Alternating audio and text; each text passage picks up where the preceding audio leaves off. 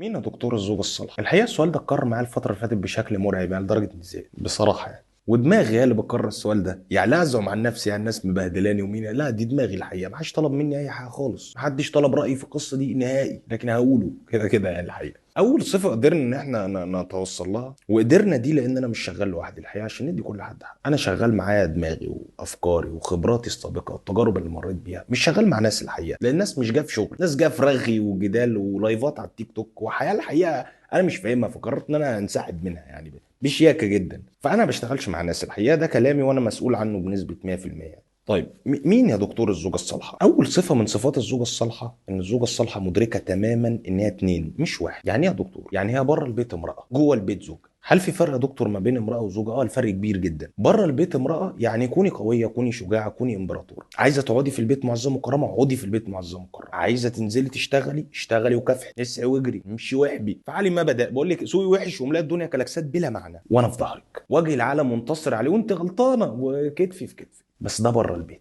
تكوني شجاعه وامبراطوره والكلام ده بره البيت. احنا عشان في مصر الموضوع بيحتاج منك بره البيت ان انت تكوني ست قويه وست ب 100 راجل زي ما بيقولوا. لكن راجع لي البيت ب 100 راجل، طب انا وضعي ايه في حاجه زي كده؟ هواجه 100 راجل ازاي مهما كنت شجاع يعني؟ اذا بره البيت حاجه وجوه البيت حاجه. دخلت البيت انت زوجه بقى، يعني ابدا صوتك واطي، اخلاقك هي اللي رفيعه لكن صوتك واطي لو سمحت. بره البيت انت بتبقي متاثره بحاجات معينه وبتفرغي طاقه غضب طول الوقت وبتزعقي هنا وبتروحي هنا والحياه صعبه والدنيا مش عارف ايه. بس ده بره. جوه مش عايزك تبقي متاثره بالشخصيه اللي بره. يعني ما تحاوليش تباني قويه قدامي وتباني انت مش عارف ايه، وساعات حد يضحك عليكي ويوسوس لك ان لازم تبقي انت ست قويه ومع جوزك عشان خاطر هو ما يلعبش مش عارف ايه. مفيش الكلام ده خالص بقى. أنا لو عايز العب باي حاجه هلعب باي حاجه وفي اي حته وفي الصاله اللي انت لسه مروقاها. فما تبقى انا مفيش راجل مصري بيبني بيت باحثا عن امراه قويه خالص. قويه بره، جوه ما ينفعش تبقى قويه، ما ينفعش تكوني شجاعه، ما ينفعش تكوني جامده، كوني جامده.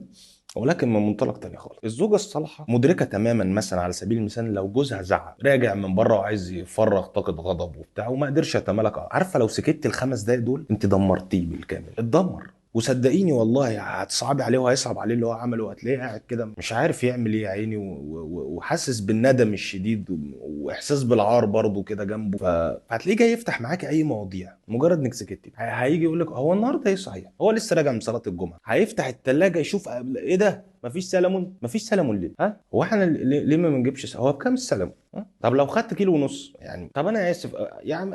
هتلاقيه تافه جدا ومنكسر ومش عارف يعمل ايه. ده الطبيعي، ده الطبيعي. لكن ليه بقى فجأة انت عايزه يعني يزعق هو فتروح انت كمان مزعقه، فيروح جاي ماسكك من رقبتك تروح زغده في صدره، ولو راجل خليك واقف في الطرق وعايزه تكلمي قرايبك من البلد خلاص مش باظت كل حاجه. هفهمك حاجه بس بشكل تاني بقى، وده مجازا طبعا. بس انت لو ست قويه وفضلتي طول اليوم قويه، اول ما العيال يناموا ويتقفل عليكم باب اوضه واحده، جوزك هيعمل فيك ايه؟ وبما يرضي الله على فكره بالحلال، انا ما اقصدش حاجه. فالفينال مش عندك مهما حاولتي تظهري القوه دي، والفينال عنده هو. قوتك هتنهار لا محاله اخر اليوم يعني. وبقول الفينال ليه؟ لان دي اخر حاجه غالبا العلاقه دي بتحصل في اليوم. بنصحى نبدا يوم جديد بقى خلاص وننسى اللي فات كله، فمش هتعرفي تظبطيها مهما كبرتي دورك، هو اللي هيقفل الروايه. وبالحلال زي ما قلت، الزوجه الصالحه مدركه تماما انها على اعتاب انها تبقى ام، فخلاص عايزه ايه تاني؟ بقيتي ام، الجنه تحت رجلك، انت معاكي اخرتك بقى، انت ضمنتي اخرتك. انا لسه مش عارف هيدوني ايه على مجمل اعمالي في الحياه، لسه ما اعرفش هروح فين.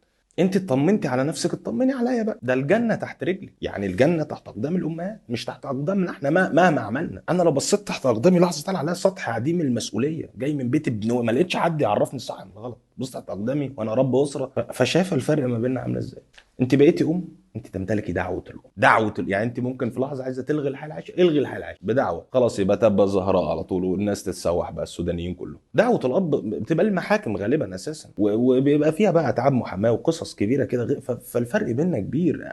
يعني انت اطمنتي على اخرتك، اصل مش هنخلد فيها يا ست، ربنا يدينا الصحه وطولة العمر انا وانت ونبقى من المعمرين واللي قعدوا هنمشي كده. ولما نمشي بقى خلاص ده اللي احنا بقى هنقضي فيه كل حاجه. فاطمنتي على نفسك، اطمني عليا. هرد لك على حته كده يعني هو مبرر ان انا ممكن ناس تشوفني مطلع الزوج مسكين. هو مسكين وكتاب الله، استغفر الله لا اله الا الله، هو مسكين والله. الزوجه الصالحه او الستات عامه بقى، مش الزوجه الصالحه، دايما تقول لك اصل انت ما جربتش الم الولاده، انت بتتكلم كأن حياتنا سهله. يا ستي والله العظيم الم الولاده على راسي، وانا عارف ان هو تاني الم بعد الحريق. عارف، قريت الحاجات دي كتير على كذا منتدى للامهات والستات. ولكن الراجل، اذا كنت انت بتتعرضي لالم الولاده كل 9 شهور، انا بتعرض لالم الولاده يوميا. انا يوميا مضطر ان انا اولد افكار جديده في شغلي عشان ما يجيبوش حد اكثر كفاءه مني. يوميا اولد حلول لعيالي اللي ما شافوش تربيه، مع ان انا سايبك اصلا عشان قلت لك ما تشتغليش، اقعدي ربيهم وعايز طبق والازجم، وده اللي انا عايزه من الدنيا دي. لا انا هنزل اساعد ساعه ساعدي يوميا، اولد فلوس، لان مصاريف البيت ما بتخلص. فانا مش هشتغل لا، دي المصاريف اللي انتوا طالبينها دي مش هتيجي بشغل، دي ولاده، لازم الراجل يولد فلوس. اولد واولد وكل يوم، ومع ذلك ما اتكلمتش. فانت بتكلميني في 3 4 مرات، يا ربنا يعينك وانا جنبك. بس انا بحاول اوصل لك ان انت اطمنتي على حياتك، اطمني عليا.